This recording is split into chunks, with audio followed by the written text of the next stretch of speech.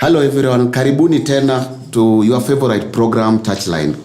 Remember Touchline inakuja every Monday live from Kelele TV. I'm your host Gahk&Eric, and today we have one of the guests from within Nairobi. He'll introduce ourselves and our long-serving coach wa Madro. He's still around.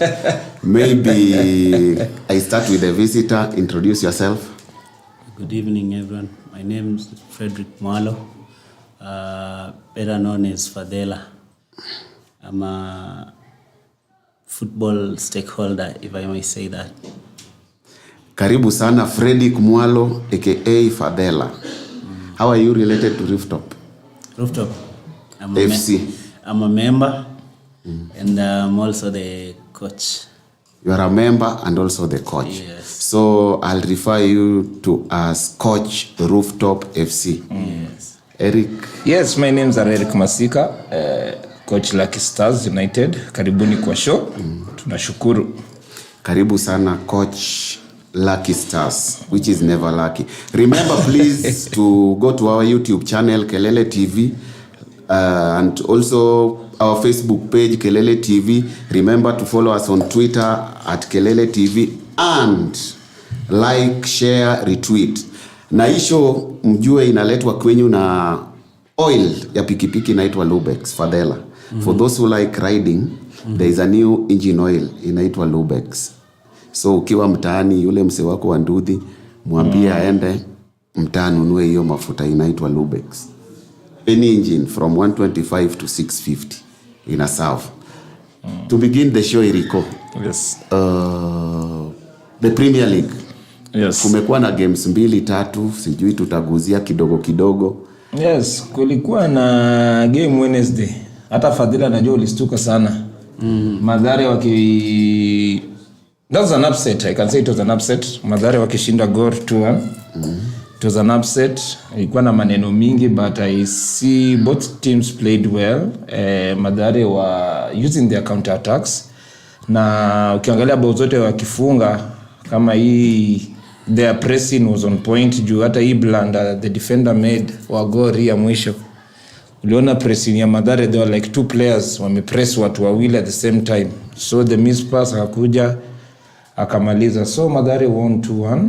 There was a game against this team Wazito walikuwa home huko Moroni. They were playing against Kariobangi Sharks. Wazito eventually si Wazito Sharks wakakula game 3-1. Yes, Mluya akifanya kazi yake hapo.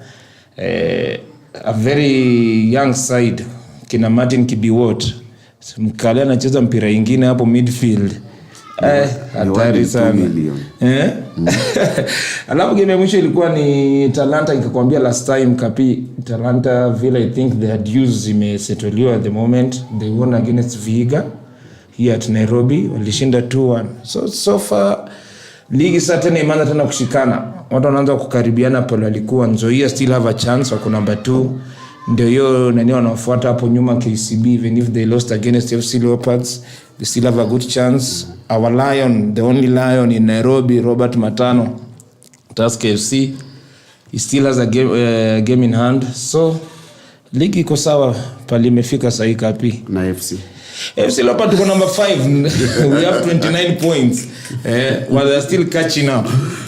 Fadela. Yes. Kwa hii game ya Gor uliona kulikuwa na hiyo back pass. Kuna watu wamelia. People have been shouting against match fixing. Kila kitu. So right now everybody is cautious. Mtu anaona defender anapiga blunder, anasema hiyo ni match fixing. It may be true or not. What's your opinion? Match fixing na ligi ya Kenya na game ya Gor na FC. Nadhani issue ya match fixing mimi waspendi kuongelea sana kwa sababu these are very serious allegations. Yes. Najua tukianza tu kusema eti blunder ilifanyika, hii ni match fixing, those are very serious allegations. Na ni kitu, kuna allegations zingine ukishaekelea mchezaji umemwekea hiyo burden ya kuclear jina yake. Yes. Na nadhani nyinyi watu mmecheza ball mnajua hizi vitu hufanyika. Blunders zinafanyika, it's normal. Hizi blunders zilianza kufanyika hata kabla betting ikuje kwa football. So sitakagi kukimbilia eti kusema makosa yote. Jana kama kuna wale walikuwa na watch game ya Liverpool na Man U, Alisson alipewa back pass nyingine karibu wafungwe. Angefungwa hiyo tungesema ni match fixing. You know these things happen even at the very highest level of football. So sidhani kama ni fair tuki accuse watu hivi bila concrete evidence. True. But tulikuwa na Tosh Kiare hapo tu kwa hiyo kiti. And he revealed some very things. Zingine hata tungeweza weka onea. We discovered that there is a lot of match fixing going on in the Kenyan League. Yeye amekuwa fan wa Zoo. Na umeona Zoo vile karibu wachezaji wote walikuwa nini ya match fixing. Imagine kuna mchezaji anapewa 700k game moja kufix match. Sasa hiyo mshahara yako ni 35. Atuseme tu 60 hata kama ni so. Na haijakuja 3 months. Unajua siwezi sema hakuna match fixing kwa football. Hiyo nitakuwa naive nikisema hakuna match fixing kwa football. But unajua pia wale wanaongelea, wale wanataka kuongelea to differentiate between speculations, allegations na facts. Yes. Unajua.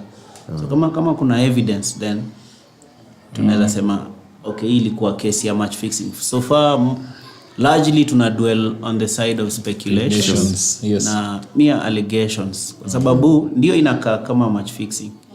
Although pia kuna incidents zingine zinakuwa very questionable, utapata either mchezaji ama some of the coaches wamekuwa linked na so many scandals of match fixing, but teams bado zinawapea tu jobs. True. So you wonder kama ni kitu ni collusion that inaenda at the highest level. Again vile nimesema mimi sina facts, sijawahi investigate sana into it, but from ile tu kiangalia na macho unaona kama huyu jamaa amekuwa accused of anakulanga kondo za watu alafu umchukue akuchungie kondo. Unajua na inabaki unajiuliza maswali mingi. Huyu jamaa anataka kondo zake zikuliwe ama ana benefit nini kondo yake ikikuliwa? So hizo ni vitu utajiuliza, but again until tuweze kuwa na facts. Then also kuna issue moja suaga tumeneglect sana kwa football yetu. Nadhani hii ni pande ya serikali, lazima kuwe na legislation zile zina deal na hii aspect ya match fixing. Most of the time utasikia kuna clip moja ilikuwa inaendaga viral and one of the people wale walikuwa involved alikuwa anasema match fixing is not a crime in Kenya. I remember. Yeah. And kama mtu wako na hiyo confidence hata nikishikwa siwezi fungwa the match naweza do ni kukatwa hii team.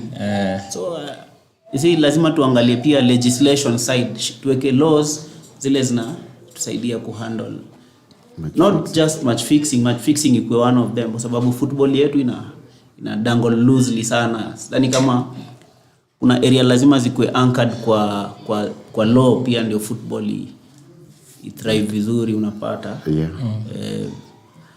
So vile unasema hivyo Fadhela, hii weekend imepita Mozartbet came on board ku sponsor FKF Cup.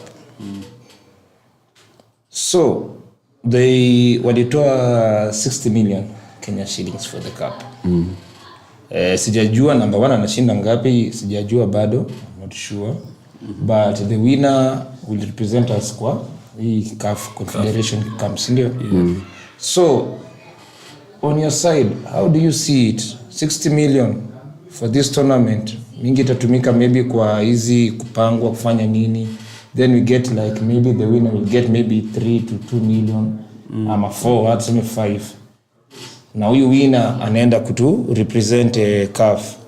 Do you think is enough? Do you think we need more sponsors for a cup like this, which somebody is going to be represented, is going to represent the country in future endeavors that concern the CAF League?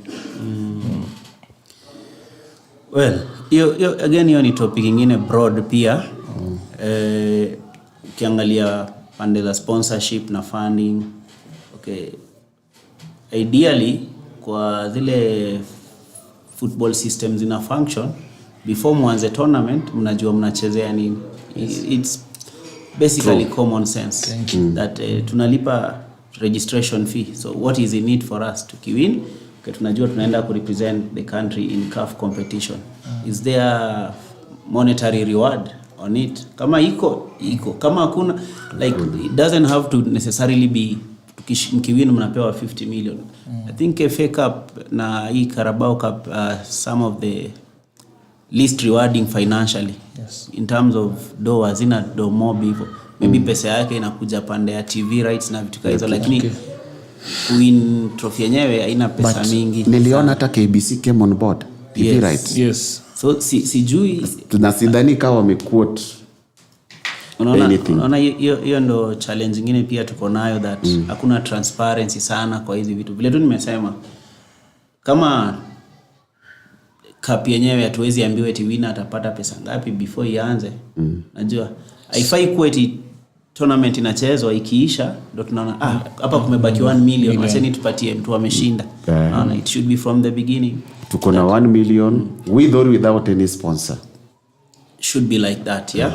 And then hii pesa vile iko hivi tunaweza ambiwa now that we have this money, clubs hamtakuwa mnalipa kiwanja, hamtakuwa mnalipa maref, hamtakuwa mna cater for this, the federation will cater for that. I mean, let us at least know this 60 million inaenda wapi. Of course kuna zile commissions za watu wamebroker hizo deal na nini, they never want to disclose those. But whatever remains, I don't even know why wanakataa ku disclose, because hii ni standard practice kwa any business. Ukileta business kuna kati yako. So mtu ameleta sponsor, it's standard practice. Watu wafai kufeel eti unaogopa ama kusema ati nimeleta 60 million na nimekula mita 6. Hata sisi rooftop tuko nayo kwa constitution yetu, that ukituletea sponsor uko na 15% ni yako. 15% of the total amount. It's standard practice kwa business world. So sijui kwa nini sisi tunapenda kufanya vitu in secrecy. Like hata ukiuliza wachezaji wengi mshahara yako ni ngapi, kuna mtu anasema hata huyo hatukujua mshahara yake. Cristiano kila mtu anajua Cristiano anapata pesa ngapi, tunajua Messi mekato imeenda wapi. We know all that, but sisi kwetu tunafanya kila kitu in secrecy, especially where money is involved. Na mimi naona ni makosa sana, because now we can't hold these people accountable.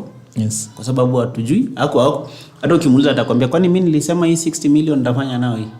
Naona hakusema. Thanks Fadela. Quick round up Erico. Very fast over the weekend about the Mozart League. Nataka tupatie round up in 2 minutes at most. Okay. Tujue zile mechi zilichezwa nini the fixtures. Yes. The Mozart FKF Cup ilianza this weekend, and kuna hiyo kitu hata nilikuwa nasema there's a big team syndrome, small team syndrome. Tunaona si ni wabebe wa ligi tunadharau teams. So Rainbow FC, I think they play the, what is it called, this, is it county? Not county. And then wako Div 2. Yes. Walikuwa hapa home, they drew 2-2 with the Mgori Youth ya NSL. Rainbow won on penalties 5-4. Then there was Zetek Titans na FC. It was a slow game, but FC eventually came out victors 2-0. Tusker, no jokes, kwanza na Berlin kwa wapiga 7-0. Mofa kwanza na KCB. Mofa if I'm not wrong, hiyo ndo ndani nani ana sponsor Olunga. Yes, walikuwa huko ndani, walikuwa Kisumu, ni Kisumu ama ni Migori? Walikuwa Kisii. The Pen Kisii, KCB 1-0. Then there was Lions vs Bidco. They went 2-2, but Bidco eventually penalties wakashinda 3-2. Nyota, team ya my former coach Ibrahim Shikanda, alitoka Nyota. Nadhani team ya Kakamega walipigwa na Darajani Gogo 1-0. Kajiado lost 2-0 to Ulinzi Stars. Mwateta drew with Coastal Heroes, but Mwateta eventually won 4-2 on penalties. Then the other game, Sofapaka walipiga hii team naitwaje? What was the name? Ilikuwa ni hiyo kishinda 3-0. Sofapaka. Nakumbusha Kibera Soka wa playing Gor. Gor slim victory kashinda 1-0. Nasema hiyo team big small team syndrome. Unaona uko comfortable, the team tutawafunga, everything is okay, but ni mtu amekuja anataka kuonyesha mimi naweza tafika hapo. Yeah. So those are the games. Na fixture ikatokea ya the round of nini, Rainbow atakutana na Tusker. Alafu KCB wacheze na Bidco. Sofapaka watapiga na Darajani Gogo. Alafu sasa kuna derby. Hata hiyo Sofapaka na Darajani Gogo ni kama ni derby kivya. Si Sofapaka wana train hapa juu. Na sasa Police wanacheza na Ulinzi.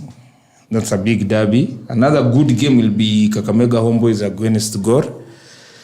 Sharks watapiga na Equity, Bandari na Mwatate. FC wanacheza na this team called what? Nakumbusha wakiwasikilizaji, ndakumbusha before show ishe, but that is the fixture we have at the moment. And vile nimeuliza hapa Fadhela juu ya what it tells about this FKF Cup. Tunaona timu zingine zina travel sana, zinakuja sana, na mimi naonanga ni timu ya Premier ndio inatolewa yani ucheze na timu ndogo. Karibu FKF hata tukicheza sisi. Hadi tukicheza na Nyota hizi kuja hapa, sisi tutaenda kuwatafuta huko. But unajua there is no law.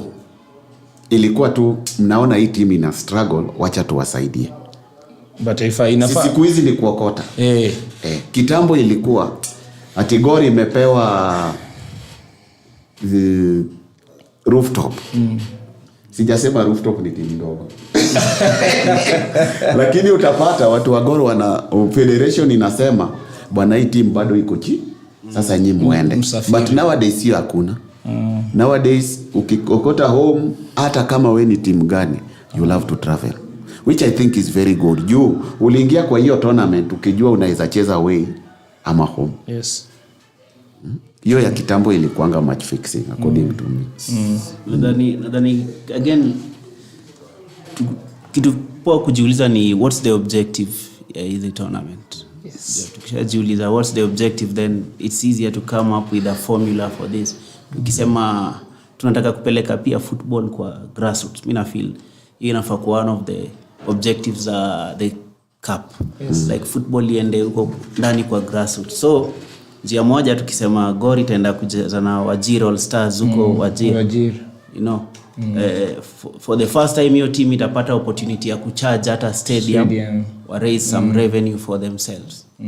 Yes. So pia inaweza spark interest in those areas if sema team kama FC Gor Tusker wameenda kucheza in those areas.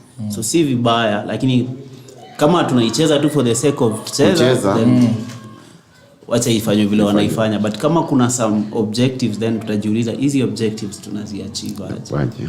True. Guys, remember we are live on our YouTube channel Kelele TV, Facebook Kelele TV. Share, like, comment. Leo tuko na Fadhela mwenyewe, coach wa Rooftop. Niliona juzi amepanga win zake na draws. Losses ndiye hajapanga mingi sana. Na tena kapi, the people who are watching na wasione atupendi madem. Kulikuwa hata na games za madem zilichezwa. By the way, hiyo nawachia Fadhela. Fadhela tupatie update ya upande ya madem. Wacha ni the Kenya Women Premier League. Kenya Women Premier League Saturday kulikuwa na fixtures Saturday na Sunday. Yes. Sunday kulikuwa na Wadadia walicheza na Kangemi. Wadadia waliwin 4-2. Yes. Walicheza Mumias. Okay. Nairobi kulikuwa na Thika versus Zitek. Zitek waliwin 1-0. Hiyo ni derby nyingine. Bao ya first half ilikuwa game moja very physical. Ulienda? Niliwatch live hapo Cambridge. Ilikuwa game physical. In fact kuna mchezaji wa Thika Wendy, the league top scorer aliumia. She had to be taken to hospital, but niliambiwa by leo alikuwa discharged. Pole sana. So hiyo ndio ili happen jana. And then jana pia kulikuwa na Gaspo versus Vihiga, a top of the table clash. Nilikuwa nimepredict Gaspo atawin and Gaspo akawin. Vihiga imerudi chini. Not necessarily wamerudi chini, but Gaspo wako on form. Have improved. Alafu ni kama mshahara imeanza kutoka. Mshahara, pesa motivation pia ilikuwa juu sana. kando na hizo zote Gaspo are a very good team, wako na very good players. Viga wako na very good players as well, but I think streak yao ijakuwa very convincing in the last few games. Okay. Yeah. Okay. On Saturday pia kulikuwa na games. Trans Nzoia walifunga Kisumu 1. Kisumu Starlets, that's my team. Gani Trans Nzoia Kisumu Starlets? Kisumu Starlets bana. Ulinzi Starlets walifunga Kayole 5-0. 5-0. Nakuru City walifunga Bunyore Starlets. I think 2-0 ama 3-0 if I'm not wrong. Yeah. But it's good to see the Kenya Premier League. Hata vile unasema the game that you watched over in Cambridge. Hiyo competitiveness imekuwa sana. Kabisa. Sahi hakuna team ndogo. Even in the lower division, things are tough there. Na mademu wameweka kwa FKF ama si kuna draw ilifanywa of which tutaangalia in our next part ya the ladies. Yes. Hawajacheza. Okay. But in our next match we are going to do a roundup. Okay. About it. And to the elephant in the room, leo tuko na Fadela. We want to talk about nimesikia, hata si nimesikia. Najua kuna leagues mingi zinachezwa. Tulianza pale kama interbranches ya Gor. Tukaanza tukapiga interbranches, ikakuja KPL. Ilikuwa inaitwa Wadau ilikuwa inaitwaje? KPL Fans. Ikatoka hapo ikaitwa Wadau. Sasa nasikia hata kuna ingine hata inaitwa VSL. So generally najua VSL inamaanisha nini? Veteran Super League. Okay. Hata sisi team Chris tuko ndani huko Veteran Super League. Usicheke. So ningependa, maybe very many people wamekuwa speculation. Uliona watu, I think the other week watu walitusiana Facebook sana, watu wanarusha maneno, wanatupiana maneno kuhusu ati hizi ni tu vitu za ukahaba, sijui nini, watu wamekosana. Well, unajua nasemaga opinion kila mtu ako na yake. But haimaanishi opinion ni facts. Mimi nilifind hiyo topic ikiwa very juvenile. Haikuwa ni topic yote iko na substance. There's so many useful things tunaweza ongelea about football rather than spending days exchanging words over who is sleeping with who is drinking what. True. Yes. I think there's, kama tunataka construct football really in a positive way, let's focus on topics that make sense. Najua, I mean, hizi vitu watu wanasema ni vitu normal kwa society. Whether hata before Wadau Premier League or the Veteran Super League or these was a football fraternity came into like real life. These are things that used to happen in the society. I mean, kama asingefanyika kwa Wadau zilikuwa zinafanyika kwa rugby. Lakini sasa inasemekana hao Wadau wameweka moto sana. Hawajaweka moto sana. Ama ni tu juu sasa tumejuana ama hawajaweka moto sana, ni wambea ndo wamekuwa busy sana. Nadhani sio kwa, because let me tell you, let me put it this way. There's easy teams. Nitatumia hiyo term Wadau loosely tu kutuweka sisi wote pamoja. Na just before you use the term Wadau, how did this Wadau term come about? What is Wadau? Wadau, that's why nimesema nataka kuitumia loosely because mimi sijui the exact definition. I remember when tulianza Rooftop tukajaribu kucheza one of the tournaments tukaambiwa sisi si Wadau. So I honestly don't know wanamaanishanga nini wakisema. Ni Wadau. But mimi kile na understand ni the term in its actual sense. Mtu yoyote amekuwa na interest kwa football ya Kenya, stakeholders. Umecheza ball, umecoach, umekuwa fan. Mtu yoyote amekuwa na interest. So mimi naamini hao ndio Wadau.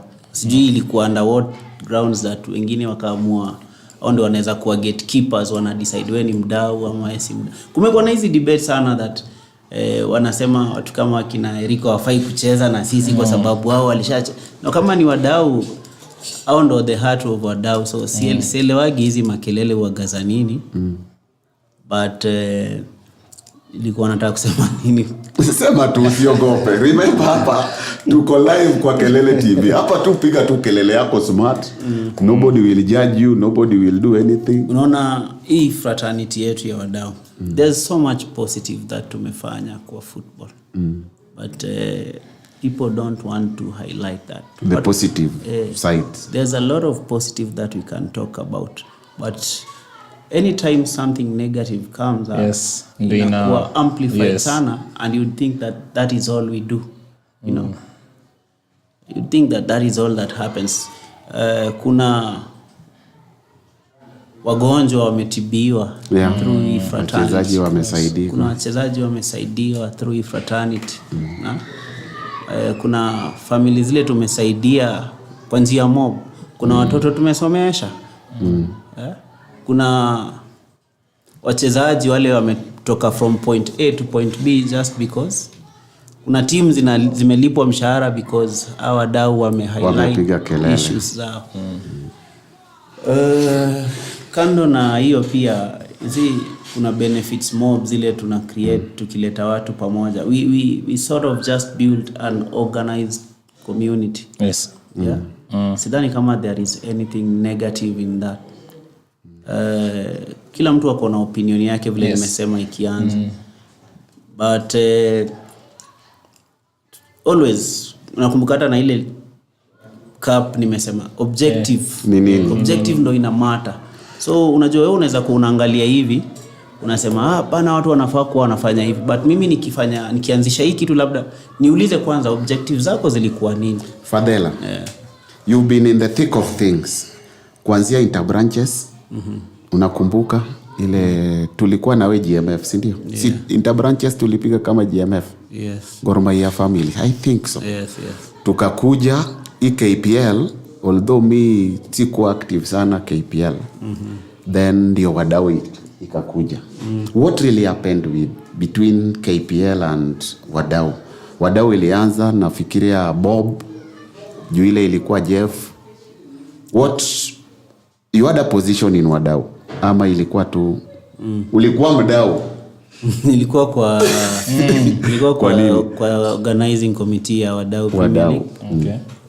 Let me say, okay, inaweza sound ni kama na brag. I think sema tu just brag. Nilikuwa kwa interbranches. Yes. So tukacheza interbranches, but then after interbranches I think kuna watu waka like the idea that this thing tunaweza fanya ijumuishe watu wengi. Yes. We said why not. So that is how KPL Fans Day ikakuja, that ikajumuisha. Ilikuwa ni watu tu wali propose, can we do something kama ile interbranches now? Yeah, like all fans. Tukakuja hivyo, ikakuja KPL Fans Fund Day. I think the first one ilikuwa kwa the thick of thing ya kuorganize. Hizo zilifuatilia sikuwa sana. Participate tu kama team member wa Hippos. But then again nadhani kwa life it's normal hizo dynamics vitu ku grow, to grow vitu zingine. Yes. Kitu kingine inakuja na ideas different that nasema let's embrace the idea. I think wadau Premier League ikakuja not really because it is zile zingine zilikuwa mbaya, but to create something that maybe inaweza, unajua zile zingine zilikuwa in form of one day tournaments. Yes. So wadau Premier League ikakuja something like a league now. Hizi team tu zetu, can we play in a league format? Like inaweza to engage throughout the year. So I think the first season was quite successful. But you realize that one thing that people forget is that sio hiyo wadau Premier League peke yake ilikuwa. So basically tukiongea mambo ya wakina wadau Premier League tunaongelea hizi mpira sasa za wazee. Yes. Kuna wazee Premier League. Yes. Which is imekuwa for a long time. Kuna wazee pamoja ile ya Eastland. Kuna it's been there for so long. Yes. So watu wasione ni kama eti wadau walikuja na kitu different.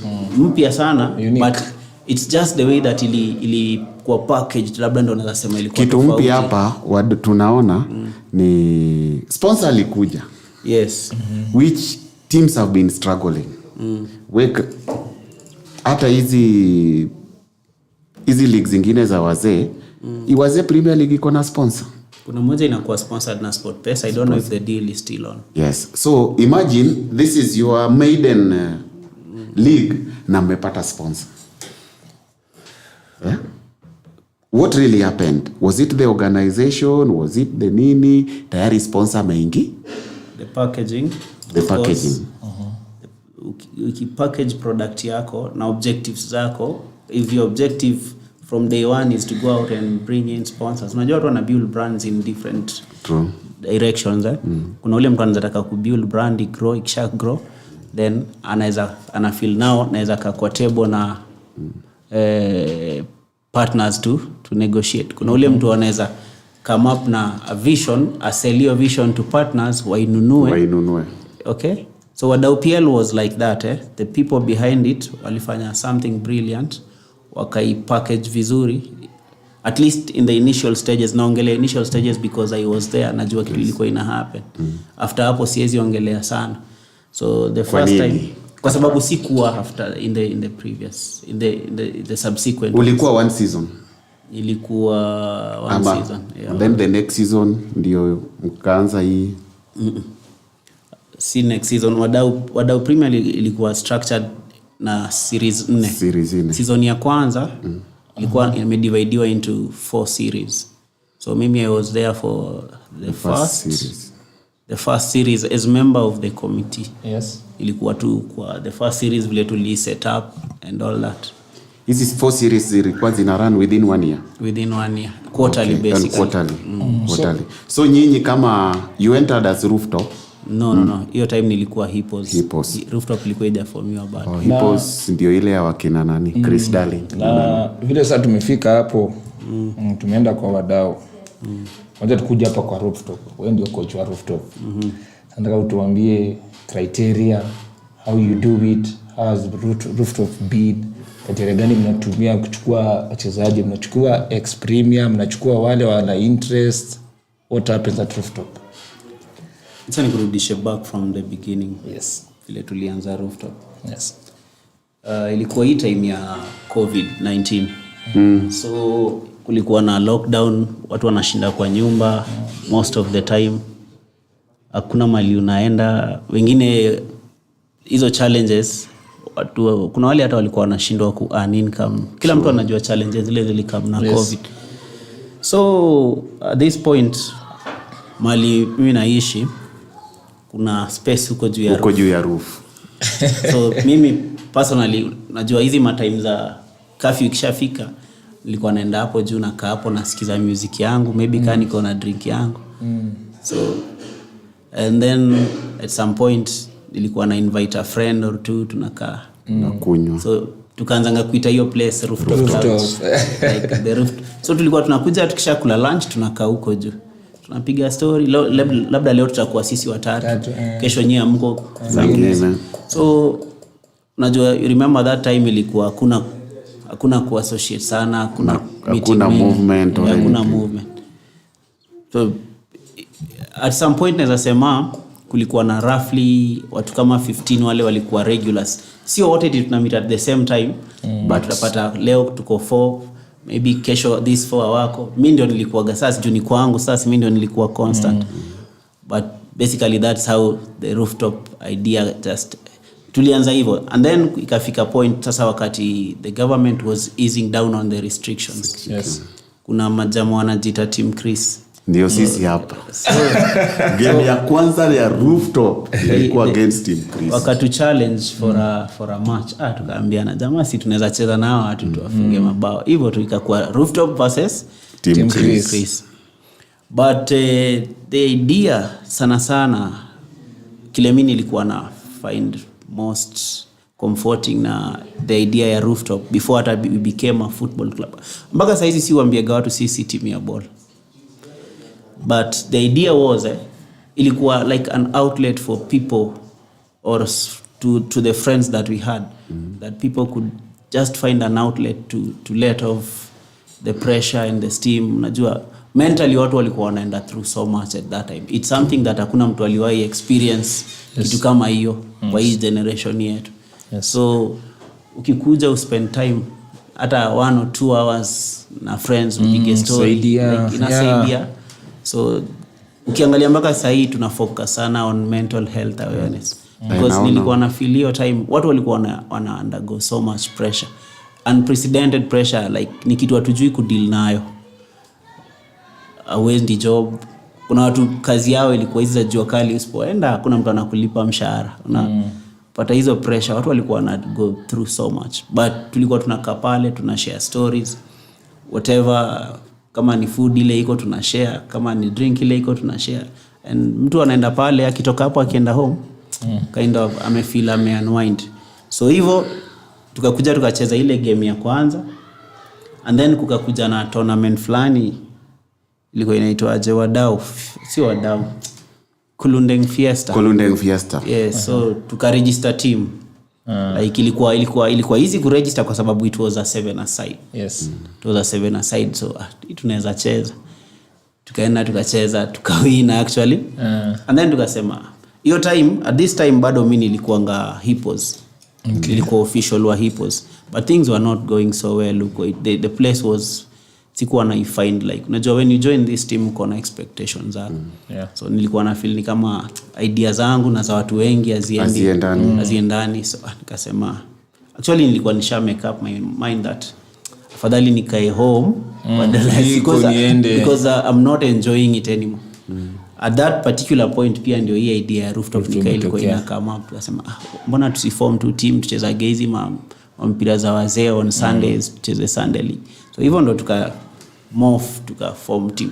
But again rooftop. Na repeat, rooftop as much as tunajita rooftop football club, you are not a team. Sisi team ya ball. You are more of mental awareness. We are bigger than football. Football is just a center of gravity that brings people together. Brings us together. Tunaitumia kama platform ya kutuleta pamoja tuweze kuachieve hizi vitu zingine tunataka kuachieve. Just a minute, Rateng. On our social media page hapa kuna kijana anaitwa Richard Gitau anasema sisi kama fans tunafurahia analysis zenyu. Tuko na Claridge Kabobo Kanga. I hope unamjua. Anasema Fadela RMK Evanso. Hiyo Evanso sijui. Umesema wambea wamekuwa busy sana. Tomaso Juni hapo anasema we are tuned in. Tukiangalia tena George Mangorja anasema we are live and following you. Lucky Luko J pia na watch anasema Fadela. Guza maneno kidogo ya mbona ulitoka Wadau na mbona ulitoka Hippos. Hippos nitasema kwa nini nilitoka, nilikuwa nimeanza kuguzia. Ilifika tu point nilikuwa na feel I'm not happy. Like me na believe these things should make me happy. Yes. And I feel like I'm no longer happy here. I'm not finding my happiness here. So I was ready to stay at home on Sundays nicheze na watu. Then kwenda kucheza na Hippos. Because nilikuwa na feel nikienda hizi game narudika niko na stress more rather than nirudi na stress less. Yes. So basically hiyo ndio ilikuwa main reason ya mimi kutoka roof. Sikukosana na mtu. Yes. Sikukosana na mtu, hakuna mtu alinikosea. I think wale majamaa wako pale ni watu wangwana sana. Hatukukosana but mimi nilikuwa na feel tu maybe vision yangu ilikuwa totally different with how na speed ile pia walikuwa willing kwenda nayo na speed mimi nataka kwenda nayo. But you left Hippos after forming Rooftop. No.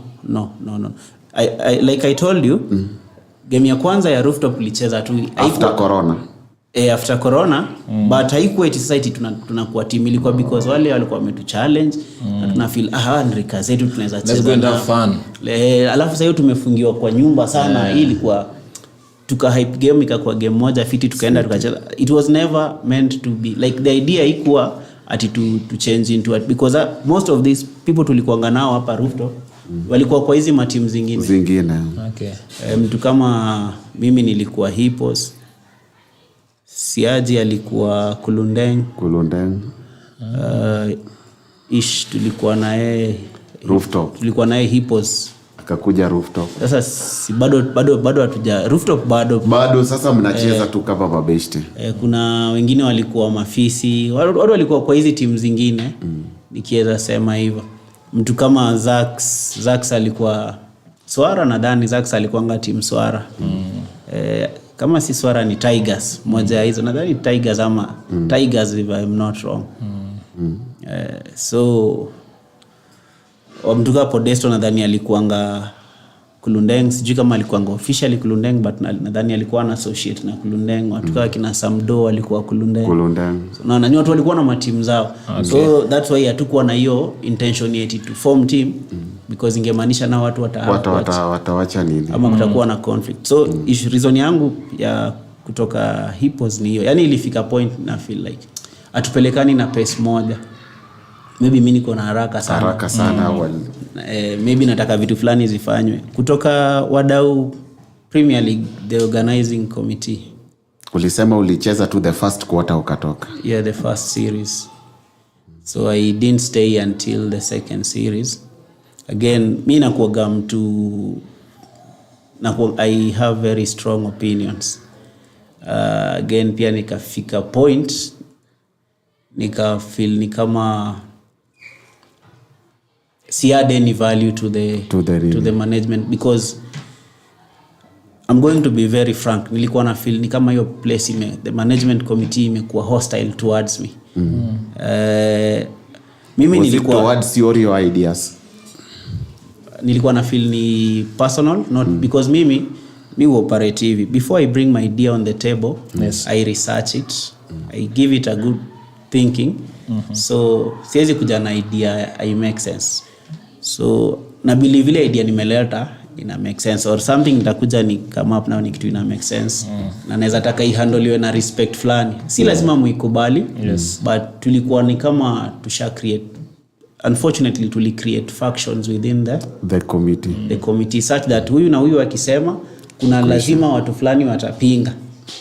Huyu akisema kuna watu lazima wapinge. Na mimi nika find that tulijisahau kama members of the management committee tuka focus sana na interest ya our individual teams. Because ideally mkiwa kwa hii committee you should utoe hiyo koti ya wewe ni wa team fulani, mimi ni wa team Chris.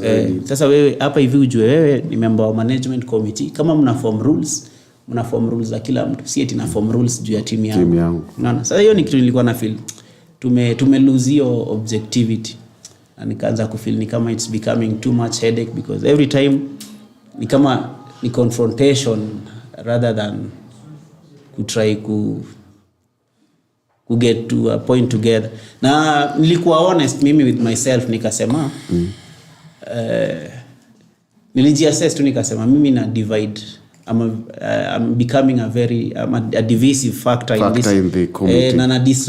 Na distract committee. So ilikuwa ulitoka roho safi ukawaambia mimi singependa kitu nasema hapa ndio nilisema when I left that I feel like I'm becoming a distraction. I feel like I'm becoming too divisive. Na sioni kama na add any more value to the committee because na feel nyinyi bila mimi mtawa more smoothly.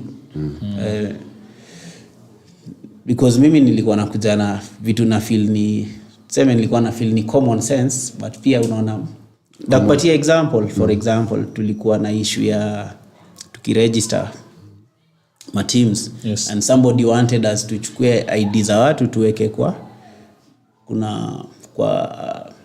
a drive somewhere. Then mimi nauliza hizi ni ID za watu tufai kuziweka publicly kila mtu anaweza access. Na filio ni common sense, but we would not even agree on simple things like this. Unaona kitu imefanyika na Hippos juzi. Nimesikia game yao ilipangwa 8:30 asubuhi.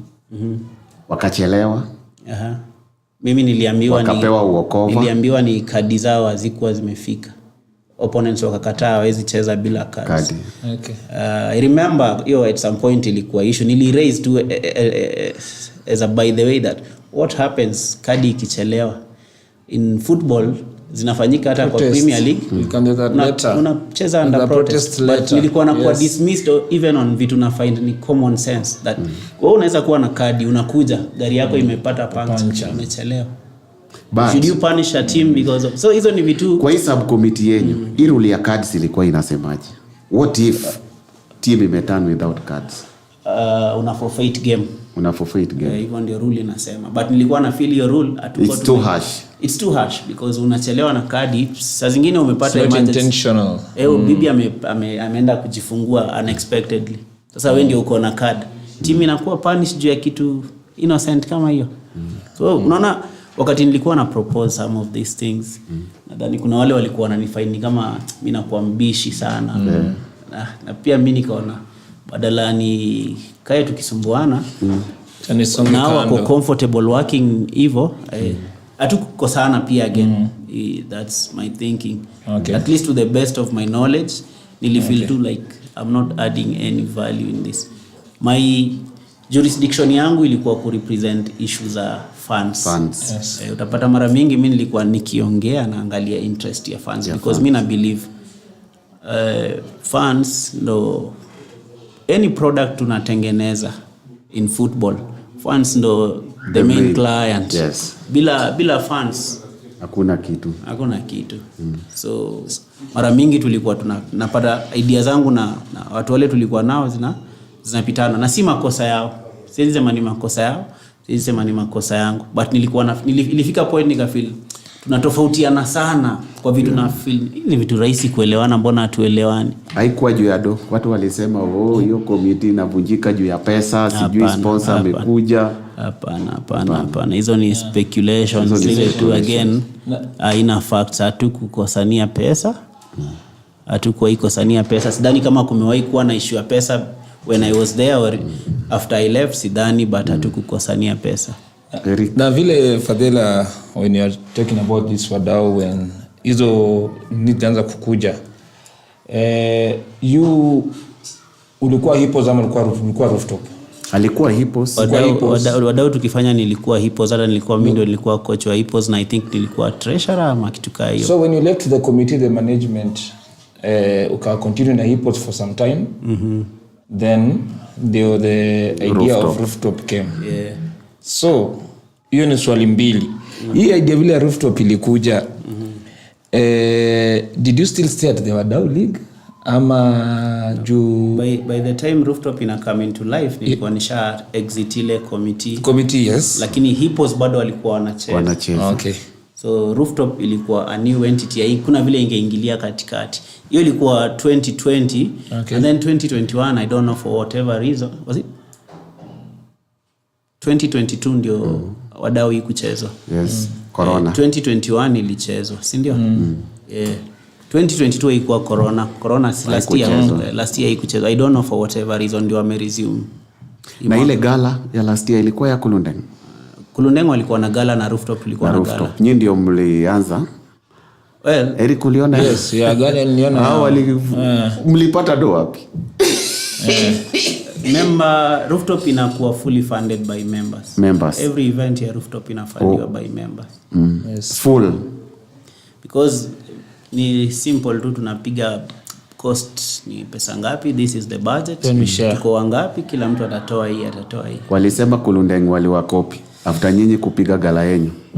Eric ulisikia hiyo kitu ilikuwa ina trend sana, wanasema ati waliwakopi. Was that gala that the society was saying about mental health awareness? Ama it was just a gala for... Gala ilikuwa like tulikuwa tuna commemorate our first year. Ilikuwa tuna commemorate, and also it was a way to close the year for us, because hiyo inakuwa event ya mwisho for the year. Na pia ilikuwa ni kama our awards ceremony, tuna award our best performing members and our best performing players. It was just a different way. Watu wengine wanafanyaga end year parties, wengine wanaenda Diani, wengine wanaenda, so si tukasema wengine wanaenda dual combok. Dual combok manze ni place moja deadly sana. Team Chris sisi tunaenda dual combok. So si tukasema tufanye ni gala. So mambo ya kukopi again, mimi huwa sipendi kuingilia vitu kama hizo, kwa sababu hata mimi siwezi sema eti mimi ndo mtu nilianzisha gala. Ni vitu zimekuwa zikifanya. But in this ukiangalia fans, that was, I have to congratulate you and congratulate Kulundeng, because hata ukiangalia these established teams, wangapi zilipiga gala even in the Premier League? Yes. Hakuna. Hakuna tamu. But for them, unakumbuka, sorry let me interrupt, unakumbuka nikiwaambia hapa that wadau tuko na impact pia kubwa kwa football. Na I can promise you that hii mwaka ikiisha utaona teams hata za KPL zingine zitafanya gani.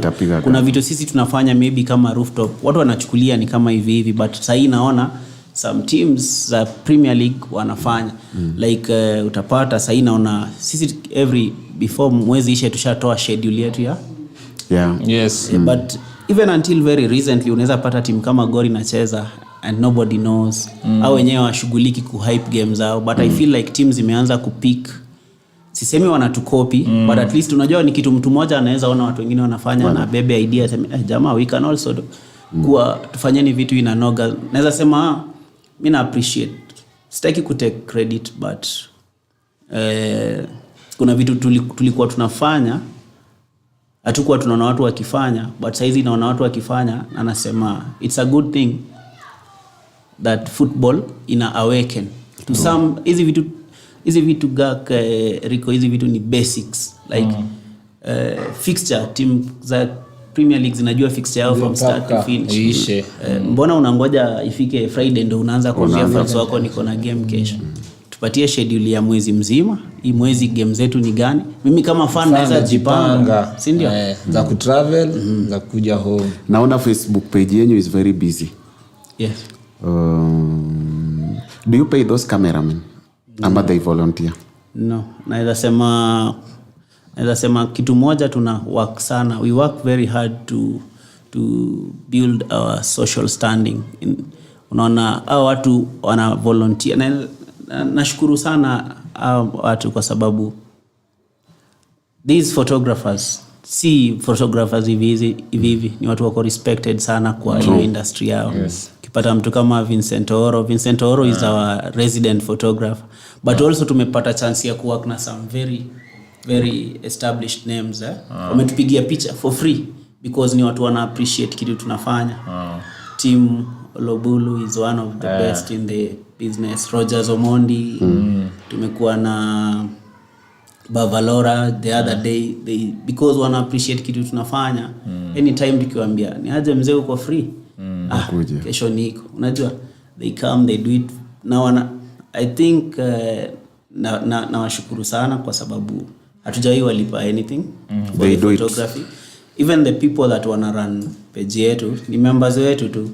So what we do is that tuna focus on to create teams na departments that nyinyi kazi yenu ni kurun social media, nyinyi kazi yenu ni come up na content, nyinyi kazi yenu ni kurun the football side of it, nyinyi mna run the membership side of it. Nyinyi kazi yenu ni banta. Sisi hatufanyi. Hamna hiyo department ya banta ile. Hatufanyi banta kwa sababu banta sio sustainable. If you want to banta remember tukianza tulikuwa banta sana na Team Chris. But ilikuja ikakuwa personal. Si hivyo hata. For us it was not the personal issue. But there are people who took it personally. I'm not sure about that. So but the point was to feel like haiwezi kuwa sustainable because tukisema tunataka ku survive on banta na Team Chris ikiamua leo achane na mambo ya football, then what do we do after that? So tukaamua sisi tutachat path yetu. Hatutawahi kuwa confrontational na mtu. Tuta mind business yetu. Tukae chini to decide mission yetu ni nini, objective yetu ni nini, and that is what will drive us. Hakuna siku mtu atatudistract tunataka kutukana na watu online sijui nini that is why utapata sisi hautawahi tupata kwa hizi mavutano. Sisi tuko na a very clear agenda, tuko na a very clear mission. Anytime mtu ana try kutu distract, tunaitana mkutano, tunakumbushana jamaa this is not part of our agenda. Part of our agenda pia ni tunataka kubuild a robust football community, na hatuwezi build hiyo community through confrontations na watu through so every time tunaona vitu mob watu kukosania ni vitu watu wanaweza ongea, si ndio? Yes. So let me go back to you Fadhela. Something positive I love about Rooftop. Vile mko mnasema you are engaging in mental health awareness. Do you visit people? Do you have people who to go? Do you have talks? Mnaongelesha watu? Do you have those forums? How does it work from your side? Nikisema for the past 1 year unajua this is actually our second year sasa. This last year ilikuwa mwaka yetu ya kwanza, tulikuwa na all these ideas na most of them hazikuwa in a structured way. So this year tumekuwa na mikutano zetu, tukasema all the lessons that tulitoka nazo last year tukazichukua, tukazicompartmentalize, tukasema hii idea iko hapa, how do we grow it? Hii idea iko hapa, tunaiendelesha aje? So hiyo kitu umeuliza ni kitu tunataka kuanza kuiwakia actively, because tumekuwa tukiongelea tu mental health but hatujakuwa tukifanya hizo forums, hizo kupatia watu opportunities ya kuspeak up. One of the reasons nikiconfess that ilifanya nika accept invitation ya kuja hii studio ni I wanted to see the setup, because this is something we want to do as Rooftop. Kupatia watu opportunity kama hiyo wakuja wakaya hapa, waongee, to have your conversation ya mental health. Naona ni kitu tuko nayo kwa mind but maybe tukivisit places kama hizi tuna learn. I hope now you'll change your mind now that you've visited Kelele studio so that your mental awareness show yako ya Rooftop muilete hapa. Naweza actually hiyo ni kitu nilikuwa nafikiria tunaweza ongea after, because I'm really impressed by whatever I've seen. I'm totally impressed. Thank you. Nasema congratulations, you guys are doing a good job na hii ni platform fiti sana. Kuangalia social media page yetu, before ni comment hapo, kuna msichana anaitwa Esther Hadasa. Huwa alikuwa fan wa Ingwe, anasema kwanza nikisainiwa alikuwa hapo kwanza kunipea majezi, alikinipea jezi. Alisainiwa akiwa hapo. Amesema tunafuata the show Kelele TV Touchline. Good stories, please invite me kwa show. Esther with some Ingwelets and a few Gor fans tutawa invite. Tukiangalia hapo kuna jamaa Komoroni anaitwa Sambulo anasema from Muron Samba. Sema Muron Samba. We are live from Muron Samba. Huyu amejua maneno ya Muron Samba. Fadela. Yes sir. Nilikuambia hapa kuna mafuta mpya ya bike inaitwa Lubex. Anything, spread the word. Sure. I'm very touched and I'm very, from what you have said that about our studio and everything. You've seen our producers and everything. Na mimi nimeshukuru. Anytime you are invited. Asante. If you want to speak out, we can organize for other shows. We want it to be the #1 sports channel in the city. I think you have what it takes to get there. I've been to some of these shows and naweza sema mko very well set up for success. Asante sana. Eric, si atupige smile. Nipia. kama kuna njia zile tunaweza partner na nyinyi kama Rooftop.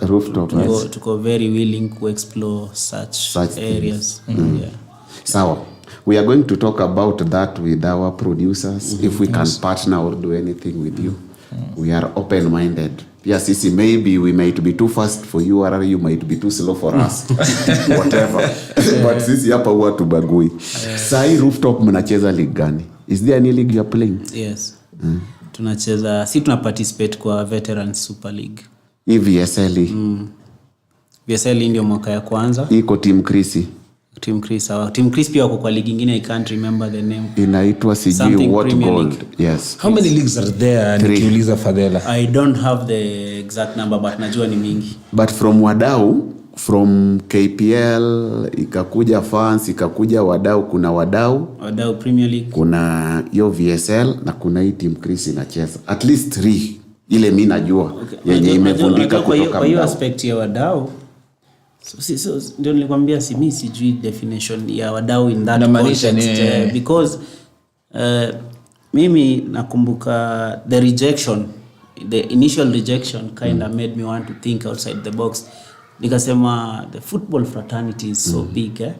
Now one of the reasons why we do this is to expand our social capital. Tuende huko to meet new people, make friends, to exchange business cards, to share drink. Yes. Networking. So nikasema mbona tujilimit kwa, because this small circle yet teams za wazee ni mingi sana. So I think in our first year out of these traditional wadau teams tulicheza about 2 or 3 only. Na hatukuwa ikosa a single weekend ya game. Kumaanisha there are so many teams. Na then pia after hapo a lot of teams pia zikaanza kuona it's a good idea to go to these places. Tukaenda Kiambu, tukaenda Nakuru, tukaenda Machakos, tukaenda mpaka Arusha. You know. It was an eye opener that this society is way big. So hata hapa kwa league, one of the reason tulianza Veteran Super League is because sisi wote hatuwezi fit kwa wadau. Hatuwezi fit kwa wadau. Ziko mingi. Unapata mali kama wazee Premier League na wazee pamoja, age limit iko juu sana. Yes. Unaona? So sisi wote hatuwezi fit pale. So kila mahali, and vile nimekuambia kuna more than teams zile mimi najua more than 500 teams. Hakuna league unaweza run ya 500 teams. So watu wasichukulie ni kama eti kuna ligi nyingine kwa sababu kuna mashindano ama nini. We are just trying to come up with a way that kila mtu anaweza fit. Naona. Okay. So kwa hii veterans ni Veterans Premier League, Super League. Yes. How many teams are there? Now how is your format? Do you perform do you play every weekend ama kuna series? Maybe ati tunaamua leo tutaenda area fulani, teams zote zifuate huko. Ile zingine zilikuwa zinacheza no. Sisi tunacheza once a month, every third Sunday of the month. So it's a once a month. The league has 11 teams. Okay. So every third Sunday of the month. Yes. Tunacheza, but hatuchezi kwa same venue. Tukijikuta kwa same venue ni coincidence. But vile tu si ucheza hizi friendlies. Nyinyi kama ndo home team, nyinyi ndio mtashughulikia kiwanja na nini. Ball ichezwe, tutapewa results, tutaitabulate, tutatoa table, tutaweka top scorers, watu wako na kadi, all that pertinent information tutaicollect, tutairecord. Do you have an age limit for the veterans? Nini? No, we don't have an age limit kwa sababu kitu moja pia tuligundua is that unajua people just assume that anyone who is young is deadly ball. Yes. Ama ako fit. You get. So mimi husema hivi, fitness is a personal choice. Yes. Is a lifestyle choice. Yes. Uko fit despite the fact that uliacha ball. Yes. Kitambo. Kuna mtu aliacha ball like 2 years ago na sasa like fitness is a lifestyle choice na ufai kupunish ama kukastigate mtu juu amechoose kuishi a fit life. Ukiangalia mimi tumia example ya Situma sana. Situma aliacha ball. Aliacha ball kitambo. But angalia vile anaishi. Ako very fit. So mtu kama ukimwambia sasa wewe huwezi cheza kwa sababu uko fit.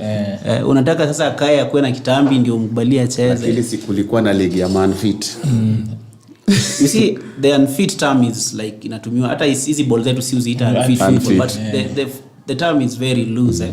Basically kumaanisha watu wako in active football. The only limitation sisi tumeweka kwa Veteran Super League is that usikuwa unacheza active football. So anybody can play. Bora tu uchezi active football. Okay. Active football ni watu wanacheza kwa hizi organized leagues. Whether ni dem ama ni chali. Kama unacheza kwa active football, tuna discourage, actually tumeprohibit hauwezi cheza, sita kudiscourage. Lakini kama ulishaacha ball, kama uko 20 na hujawahi cheza any of these leagues, kwa nini tukukataze kucheza? Reason yetu kukataza kucheza nini? Aya, from our YouTube channel tuko na George Jaseme anasema we are watching Etiang Jaira safi sana. Amesema ilikuwa ameweka macho full light sana.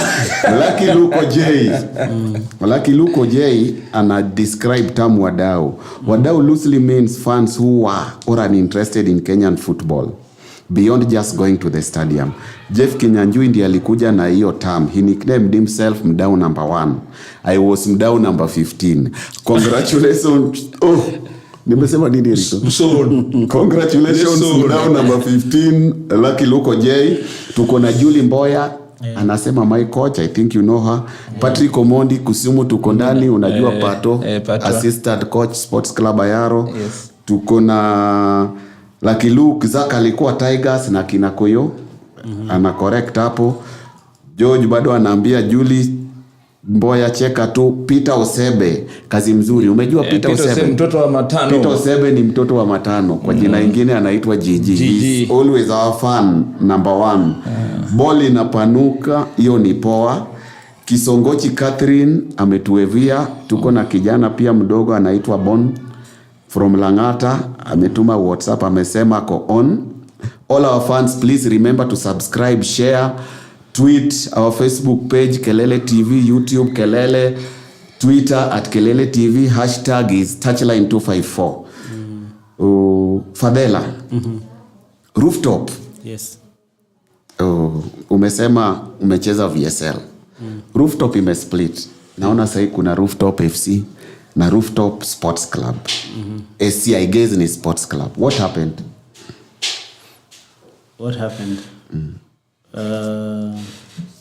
Sitaki kuwa mnafiki. Hakuna at any one point mtu yote alikuja akasema hizi ndio sababu zetu, hizi ndio grievances zetu ama nini. Tunataka zikuwe addressed. Zisipokuwa addressed, we will take action A and B and C. One day we just woke up tukasikia kuna faction nyingine ya Rooftop.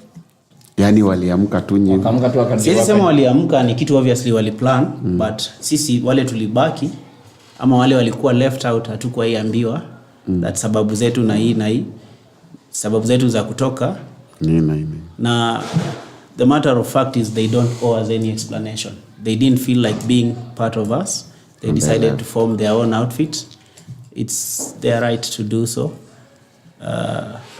Are they on this VCL ligi yenu ama walibaki huku kwingine ama? Sidhani kama wanacheza ligi yoyote. Siko sure, siwafuatilii sana. Okay.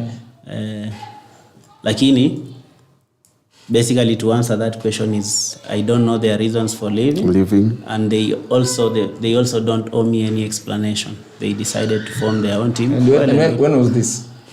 Beginning of the year, this year. Okay. So 2023 new things. Yeah. According to them. Kwa hii Rooftop, umesema you are just a coach. Do you hold any position?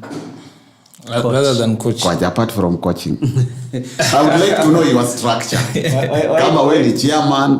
Why do you want to make my position sound small? Ndio lazima nikuwe na other position. Unajua coach ni mtu tunaweza kakusaka nikuje nikuajiri kwa ile timu yangu post to post ama I send you to another thing. Because as you said, you are the people who had ni kama the brains za kushikana tukashikana. So that question of asking are you only the coach ama kuna another post iko hapo. Mimi I think juzi on Friday team walishare the management structure iko kwa our Facebook page. Okay. And everyone with who is holding a position walikuwa hapo. So kama huku niona hapo that answer is very clear. So you've decided to keep mom on your position. No, I'm not keeping you are mom. Still the coach. I'm the coach. That's very public information. Yes. Like sina position nyingine ya siri. Ni kama watu wanaona kama niko na position ya siri nimeficha. But you are the brains behind Rooftop. You see unaweza kuwa na idea.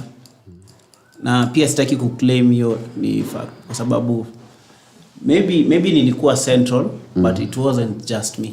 It wasn't just me. Even Rooftop kufika mali imefika sasa ni effort ya watu wengi. Sio mimi peke yangu. Maybe I'm the one that naongea sana ama niko na mdomo sana. Lakini Rooftop sio yangu eti ndio lazima mimi nikuwe na hold a certain position. Hao watu wana hold hizo positions are very capable of doing. They are very capable people. Na ndo wafike kwa hizo position haikuwa by accident. It was a careful method ya kuscrutinize tukajua these are the people that we want watu peleke to the next level. Leadership basically ni watu sisi tuna believe kwa Rooftop that everyone is a leader. Kila mtu ni leader. Naona but hawa wamepewa positions hawa ni facilitators, you know. Okay. As much as sisi wote tunaweza kuwa leaders but you need somebody to coordinate point A and B and C so that it works like a magic web. You know, you see the way the studio when they switch on, their lights go on together. Basically on the function ya leadership to make sure kila mtu wako on the same wavelength, kila mtu wako in sync. Lakini haimaanishi eti ukipewa position you are more important than sisi tunaamini kila mtu kwa team ni leader. And one of our criteria tukiangalia for potential membership, we are very big on character. Tunaangalia sana pande ya character. Yeah. Tunatafuta leaders. Either utakuja utushape ama pia sisi tukushape, but we want to bring out the best in everyone. Tunataka kupatia kila mtu chance. Hata the way tuna undertake activities zetu na projects zetu haikuangi ni one man. One thing that tunajaribu sana kufanya ni kudiscourage ni a situation where kama Fadhela hayuko vitu haziwezi endelea one man show. Hatutaki one man show. So unapata hata games zetu azipangwi na mtu mmoja, kuna team inapanga the games. Inapanga games. Kuna social media yetu, tuko na media team that ina run hizo vitu such that ile siku Eric hayuko kazi inaendelea tu kama kawaida. That's why unapata niliwaambia Vini is our resident photographer. But ile siku Vini hayuko labda kwa job, kuna mtu mwingine. We always can find somebody to stand in atusaidie. Unaona, sometimes tunakuwa lucky tunapatana na hao master photographers 4 5 wote wamekuja game, inakuwa easy. You must be very lucky. Na kuna mtu sasa maybe kuna watu wanaona hizi they are watching the show. So if somebody wants to join Drew Photography, do you have a recruitment, kuna criteria that you use?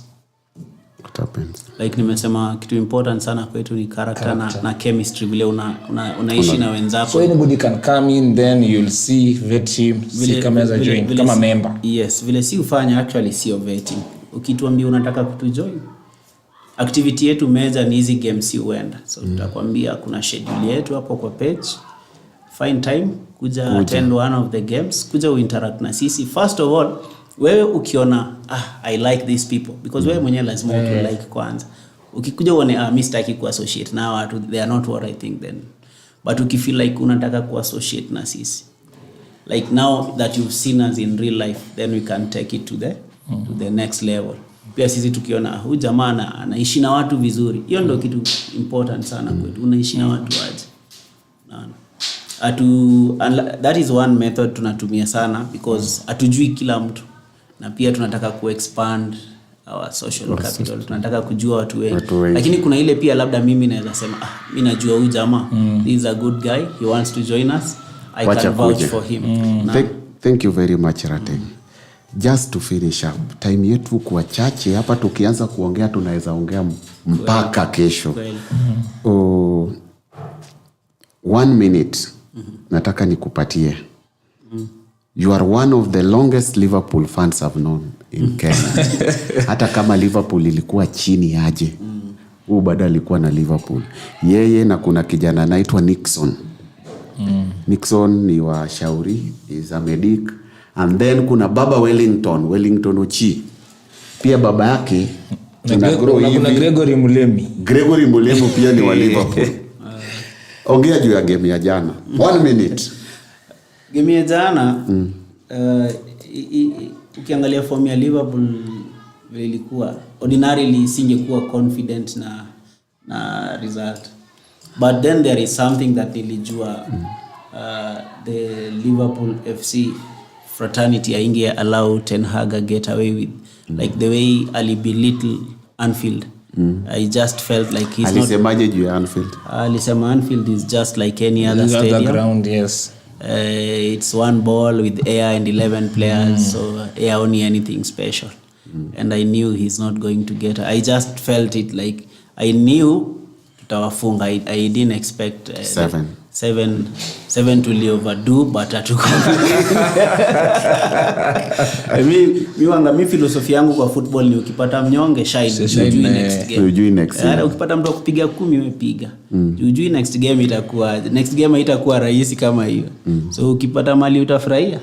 we furahia. So tulipata wanyonge tukaenda nao. Ndio mlipiga jana 7. Ni kitu nilikuwa positive that we are going to get a good result. Maybe 2-1. Maybe 2-0, 2-1, even 1-0. But nilijua 7. Nilijua Anfield haiwezi allow Ten Hag get away na such remarks. Na naomba every other coach akuwe anaongea hivyo before they visit. Ili mpate 7. Thank you very much Fadela kwa jina ya utani.